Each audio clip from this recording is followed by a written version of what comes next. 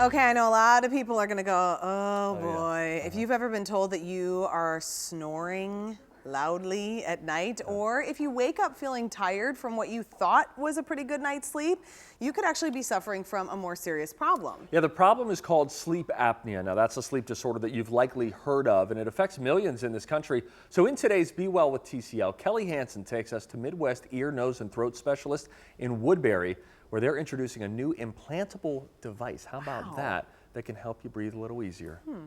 I never got to a deep sleep. 71-year-old Ivy Abersol tells me she's finally able to rest. When I had my first sleep study, they told me that I stopped breathing for over a minute. She's one of 18 million people in this country that suffers from obstructive sleep apnea.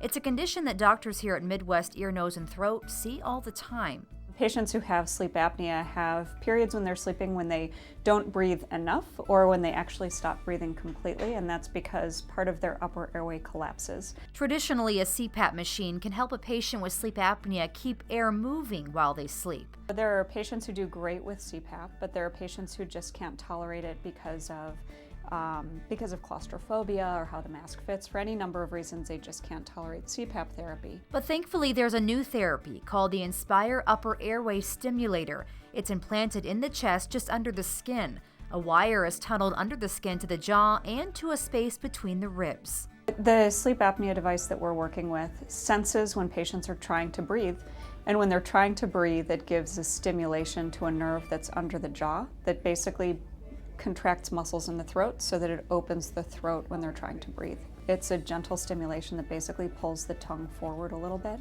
but it's not painful. Patients tolerate it very well. Ivy had the implant put in place 3 years ago, making her the very first Minnesotan to have it done. I have to put it over the implant, which is here, and I put there's an on and off button, so I turn it on. Oh my gosh, it pulled your tongue forward. Well, that lets me know it's on, and there's 3 lights here, and that tells me it's on. Ivy can set a timer with a remote control, turning the device on once she's fallen asleep. Before I had the implant, I couldn't drive for 45 minutes without stopping to take a nap. I couldn't read a book, because I kept falling asleep. Even reading an article in the newspaper, I would just doze. This has got to have been life-changing for you. Oh, phenomenal. Just getting up in the morning was really hard because I was still tired.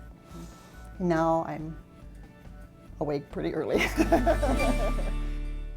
That's amazing. That is incredible. And a remote? Just like, hang on. I know. I would like to have so many things on myself remote controlled. Yes. Oh my gosh, this is just the beginning. How about that? To be a candidate for the device, patients must have a body mass index of less than 32 and have been diagnosed with moderate to severe sleep apnea.